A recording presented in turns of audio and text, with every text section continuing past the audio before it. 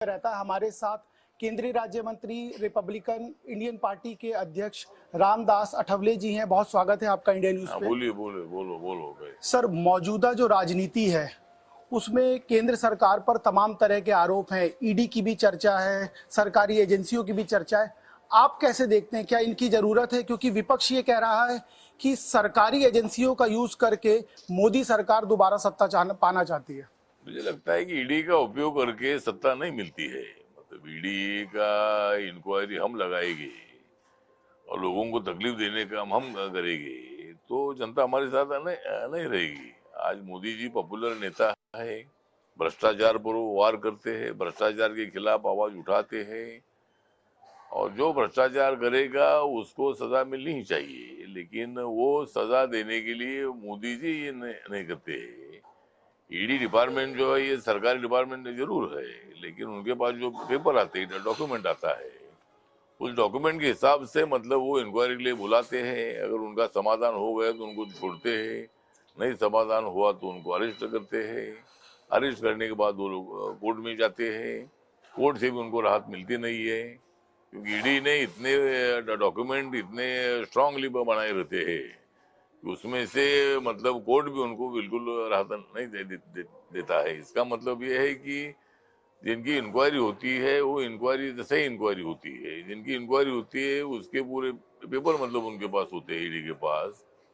तो इसलिए विपक्षी दल जो आरोप कर रहा है उनमें तथ्य नहीं है। ये सरकार जानबूझकर किसी को तकलीफ देना नहीं चाहती है और जो ईडी के माध्यम से लोग अरेस्ट होते हैं उसका सरकार से कोई संबंध नहीं है और हमारे साथ जनता है, हम क्यों ऐसा लफड़ा करेंगे। लफड़ा नहीं करेंगे, लेकिन एक चर्चा ये भी है कि मोदी के पास एक ऐसी वॉशिंग मशीन है, एक ऐसा डिटर्जेंट है। विपक्ष का कहना है, जो भी विपक्ष का व्यक्ति, चाहे वो प्रफुल्ल पटेल हो, तमाम बहुत सारी फेरिस्ट है, वो जैसे ही भाजपा में आते हैं उनको घुमाया जाता है, उस वॉशिंग पाउडर से नहलाया जाता है, वो सब शुद्ध हो जाते हैं। क्या वाकई ऐसा है? ऐसा कोई डिटर्जेंट है आप लोगों के पास? अभी ये तो मजाक की बात है कि भाई वॉशिंग मशीन इनके पास है, लेकिन यहाँ जब तक मतलब ईडी की इंक्वायरी जो पूरी नहीं होती है, जब तक वो दोषी नहीं ठहराए जाते हैं, तब तक वॉशिंग मशीन का बिल्कुल विषय नहीं है। लेकिन ये तो चर्चा करते हैं कि भाई जो बीजेपी के पास जाते हैं उनको क्लीन चिट मिलती है, उनको राहत मिलती है, इसी तरह का कुछ एलिगेशन है, लेकिन ऐसा बिल्कुल नहीं है। और जो मतलब गलत काम करते हैं उनको सजा मिलती है और हमारे पास जो आते हैं वो लोगों को मतलब पार्टी में लेना या अपनी पार्टी की ताकत बढ़ाना ये हमारा जिम्मेदारी है। और इसीलिए मुझे लगता है कि विपक्षी दलों के आरोप में बिल्कुल तथ्य नहीं है। शिंदे का टूटना, उसके बाद एनसीपी की भी वही स्थिति होना, इसका क्रेडिट कहीं ना कहीं आपको जाता है। बैकडोर से आप भी ऐसा कुछ कर रहे थे कि दोनों पार्टी टूटे। आज बीजेपी महाराष्ट्र में मजबूत स्थिति में हो गई है, इसका क्रेडिट आपको जा रहा है? मुझे लगता है कि उसमें देवेंद्र फडणवीस जी का बहुत बड़ा रोल रहा है, लेकिन बात ऐसी है कि माननीय उद्धव ठाकरे जी ने खुद ने बीजेपी के साथ आना चाहिए था, वो आए नहीं। वो कांग्रेस कांग्रेस पार्टी के साथ चले गए और उससे एकनाथ शिंदे और कई एमएलए विधायक नाराज थे और 2.5 साल के बाद वो भूकंप हुआ और 40 एमएलए शिवसेना के और 10 एमएलए इंडिपेंडेंट, ऐसे 50 एमएलए को लेकर एकनाथ शिंदे जी बाहर आ गए। हमने उनको तोड़ा है ऐसा बिल्कुल नहीं है, वो खुद हमारे पास आई है और जो हमारे पास आता है उनको अंदर लेना है हमारी जिम्मेदारी। अंदर मतलब पार्टी के अंदर लेना हमारी जरूरी है। मतलब जो हमारे पास आते हैं उनको हम पार्टी के अंदर लेते हैं और जो गलत काम करता है वो अंदर जाता है, तो वो तो अंदर की बात अलग है। लेकिन एकनाथ शिंदे जी हमारे साथ आए, फिर अजीत दादा पवार 42 एमएलए को लेकर शरद पवार को छोड़कर हमारे साथ आए। तो इतना बड़ा नेता आ रहा है तो अपनी ताकत बढ़ाने के लिए कोई भी पार्टी हर एक आदमी को अपने पार्टी में लेती है, तो इसलिए हमारी ताकत बहुत बड़ी मजबूत है।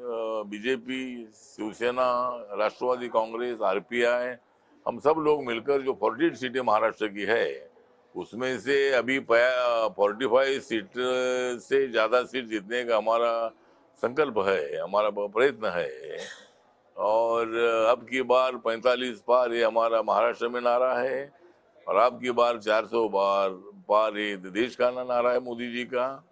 उसके मुताबिक हमें बहुत अच्छी सीटें मिलेगी।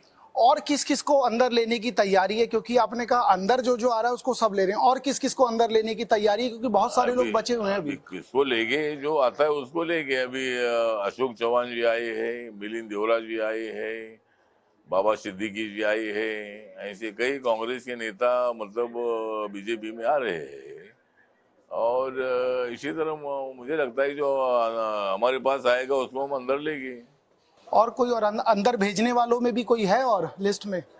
अंदर भेजने वाले कोई तो नहीं दिख रहे अभी, लेकिन अंदर का विषय नहीं है। लेकिन अंदर हम नहीं किसको करते, जो अंदर जाना होता है वो अंदर जाते हैं। केजरीवाल को आपने अंदर भेज दिया, लेकिन केजरीवाल को आपने अंदर भेज दिया, लेकिन नहीं, हमने नहीं भेजा, ईडी ने अंदर लिया उनको। ईडी ने अंदर लिया है केजरीवाल जी को, हेमंत सोरेन को भी मतलब अंदर ले लिया है, और उनको अंदर डालकर हम चुनाव जीतना चाहते हैं ऐसा नहीं होता है। हमको जीतने वाले केजरीवाल अंदर हो अब बाहर हो, हम तो दिल्ली की जो 7 सीटें है वो तुमने जीतने वाले थे, पहले 7 सीटें हमारी है, और अभी भी मतलब 7 सीटें जीतने का हमारा पूरा प्लान है। दिल्ली में, मुंबई में 6 की 6 सीटें जीतने का हमारा प्लान है। और इसीलिए पूरे भारत में मतलब एक माहौल ऐसा है कि नरेंद्र मोदी जी बहुत बड़े पॉपुलर नेता है, और इसीलिए मतलब देश को विकास की दिशा से आगे ले जा रहे हैं, और देश का विकास होगा तो। आपने कहा मोदी जी देश को आगे ले जा रहे हैं, लेकिन ये आरोप लग रहे हैं कि देश को तोड़ने का काम कर रहे हैं, जातिगत आधार पर और तमाम दूसरी चीजों से फूट डालने का काम कर रहे हैं। 2 चीजों को डिवाइड करने का काम मोदी जी कर रहे हैं। मुझे लगता है कि जाति तोड़ने का काम मोदी जी नहीं कर रहे, जोड़ने का काम कर रहे हैं। लेकिन राहुल गांधी जी भारत जोड़ो यात्रा के नाम पर समाज को तो तोड़ने का काम कर रहे हैं। आरोप तो लगते रहते, आरोप तो लगाने के लिए उनके पास कोई मुंह किसका बंद नहीं कर सकते अपन। लेकिन जो उल्टा सीधा बोलने की बात है, बहुत इनका गुस्सा है। सत्ता जाने से इनका तड़फड़ाहट हो गया है, एकदम ही बेहोश हो गए हैं सत्ता जाने से ही। और अभी मोदी जी के कारण अभी सत्ता जल्दी मिलेगी नहीं, इसका गुस्सा उनके मन में है। मोदी जी इतना अच्छा काम कर रहे हैं, इसका उनको गुस्सा है। तो आपने देखा है कि इतने रोड कभी पहले बने थे क्या, इतने लोगों के भी बैंक में अकाउंट खुले थे क्या, इतने लोगों को मुद्रा योजना का लोन मिला था क्या, किसानों का भी फायदा है वो इतना कभी हुआ था क्या, दलित का और आदिवासी का बजट इतना, मेरे मंत्रालय का 1,59,000 और आदिवासी का 1,17,000 करोड़ का बजट, मतलब इतना बजट कम से कम 2.25 लाख करोड़ तक का बजट हमारा दोनों का है। तो इसी तरह लोगों के काम हो रहे हैं, लोगों तक मतलब पैसा पहुंच रहा है, लोग अपनी प्रगति कर रहे हैं, और पूरी एयर की कनेक्टिविटी हो, रोड की कनेक्टिविटी हो, रेल की कनेक्टिविटी हो, ये भी बढ़ रही है। नई नई ट्रेनिंग शुरू हो रही है, नए नए स्टेशन का सुधार हो रहा है। राम मंदिर का कितना लाभ मिलेगा? राम मंदिर का इस 400 पार के नारे में कितना लाभ मिलेगा? तो मतलब ये 500 साल का पुराना इतिहास है कि वह 500 साल पहले यहाँ मुगल आए, और उन्होंने वहाँ का जो मंदिर था राम मंदिर, उसको तोड़कर वह मस्जिद बनाई थी। ये 500 सालों का इतिहास है, 500 सालों से विषय प्रलंबित था। लेकिन सुप्रीम कोर्ट के जजमेंट के बाद मतलब बहुत बड़ी राहत मिली, और राम मंदिर बनाने का मौका नरेंद्र मोदी जी के कार्यकाल में मिला। और जो राम मंदिर ट्रस्ट है उन्होंने मतलब मंदिर बनाया है। तो राम मंदिर बनाने से जो हिंदू समाज है, सिंधी समाज है, तो जो राम को मानने वाले जो बहुसंख्यक लोग अपने देश में है, तो उनका फायदा होगा, क्योंकि मोदी जी के कार्यकाल में ये मंदिर बना है। इसका आनंद मतलब भारत के तमाम लोगों को है, और इसीलिए बाबा साहब का संविधान जो है देश का, वो सर्वधर्म समभाव का संविधान है।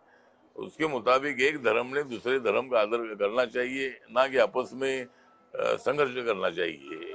कांग्रेस से बहुत सारे नेता भारतीय जनता पार्टी का रुख कर रहे हैं, बड़े बड़े नेता जो बड़े बड़े पदों पर रहे। अब आपने कई बार राहुल गांधी को भी बुलाने की पेशकश कर दी सदन के भीतर, बाहर भी आपने कहा आप भी यहाँ आ जाइए। क्या आप चाह रहे हैं कि वो भी बीजेपी में आ जाएं? मुझे लगता है कि भाई राहुल गांधी जी बीजेपी में आएंगे नहीं। बीजेपी में राहुल गांधी को तो हमने नहीं बोला, हमने ये बोला कि भाई इतने लोग आ रहे हैं, बाद में ऐसा होगा कि खाली गांधी फैमिली वो बचेगी, तो ऐसा भी भविष्य में हो सकता है। उनको कांग्रेस में बुलाने का मतलब ही नहीं है। कांग्रेस में बुलाने से इधर अपोजिशन भी होना चाहिए। लोकतंत्र में अपोजिशन का भी आदर करने की भूमिका हमारी सरकार की है। हर अधिवेशन के पहले Narendra Modi ji all party meeting बुलाते हैं। उसमें मेरी पार्टी छोटी पार्टी है, लेकिन मेरी पार्टी को भी बुलाया आपको तो जाता पूरा है। सम्मान दिया जाता है, आपकी बात भी सुनी जा रही है, आप जिस चीज का जिक्र कर रहे हैं। लेकिन सवाल यह है कि राहुल गांधी को भी आपने कहा आप यहीं आ जाइए, वहां तो कुछ बचा नहीं है, क्योंकि आप उनकी पार्टी के कोई नेताओं को तो छोड़ नहीं रहे। नहीं, यहाँ ये ऐसा मैं नहीं बोला, लेकिन मोदी जी के खिलाफ ज्यादा बातें ना करे, अपनी पार्टी बढ़ाने के लिए ध्यान दे, ऐसा हमारा कहना है। हर बार मोदी मोदी मोदी के विरोध में आप लोग आवाज उठाते हैं कि मोदी ये है, मोदी वो है, मोदी संविधान बदलेंगे, मोदी लोकतंत्र को खतरा है, मोदी ये है, ये उनको परिवार नहीं है। इसी तरह की उल्टे सीधे आरोप, और ये जल्दी मरेगा, हम जीतेगा और ये मरेगा, इसी तरह के बहुत सारे आरोप एलिगेशन उनके ऊपर लगा रहे हैं। तो ये बात अच्छी नहीं है। राहुल गांधी जी ने सोचकर पार्टी को बढ़ाना चाहिए, और हर एक आदमी को, जनता को अपने पास खींचने का पूरा अधिकार है, उसका उपयोग आप करिए। देख लो कितना सफलता मिलती है। भारत जोड़ने का जिक्र किया राहुल गांधी ने और कहा कि भारत जोड़ो यात्रा निकाल रहे हैं। क्या लग रहा है कि भारत टूटा हुआ था, जिसको जोड़ने की कोशिश की उन्होंने और उसमें कामयाब हुए हैं? मुझे लगता है कि भारत जोड़ने में कामयाब नहीं हुए हैं, भारत तोड़ने में कामयाब हुए हैं। क्योंकि भारत जोड़े के नाम तो भारत जोड़ो का है, नाम तो न्याय यात्रा का है, लेकिन भारत जोड़ो के नाम पर यात्रा निकालने वाले राहुल गांधी समाज को तो तोड़ रहे हैं। न्याय यात्रा निकालने के नाम पर जो काम राहुल गांधी कर रहे हैं, वो अन्याय करने की बात कर रहे हैं।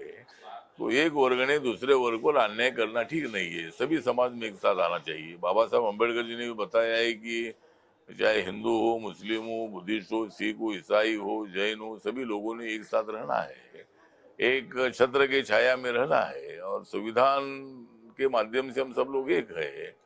इसलिए मुझे लगता है कि सर्वधर्म समभाव की भावना मन में रखकर सभी को साथ में लेकर आगे बढ़ना चाहिए, ना एलिगेशन कर। गांधी परिवार की दो बड़ी सीटें थी जो इंदिरा गांधी के समय से चली आ रही थी, एक रायबरेली की सीट और एक अमेठी की सीट। सोनिया गांधी, उत्तर प्रदेश में जो अमेठी और रायबरेली दो सीटें थी, राहुल गांधी भी चल दिए वायनाड, सोनिया गांधी ने चुनाव लड़ने से मना कर दिया। तो मतलब जो दो सीटों पर कांग्रेस चुनकर आती थी, एक बार सोनिया गांधी भी चुनकर आई थी रायबरेली से, अमेठी से राहुल गांधी चुनकर आए थे। लेकिन 2019 में राहुल गांधी अमेठी से हार गए, सोनिया गांधी तो जीत गई थी।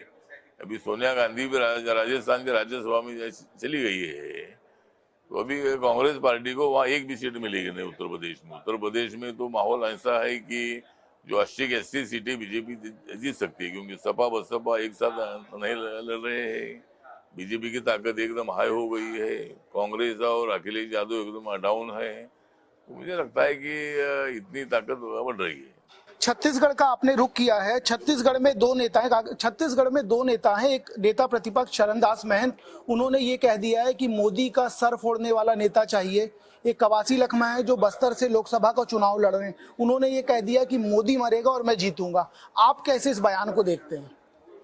मुझे लगता है कि जो मेंबर ऑफ पार्लियामेंट के कैंडिडेट जो कांग्रेस पार्टी के हैं, तो उनका कहना ठीक नहीं है। बहुत बड़ा गंभीर वो उन्होंने बात की है, और मैं जीतूंगा और मोदी मरेगा। तो अरे तू तो हारेगा और मोदी कैसा मरेगा?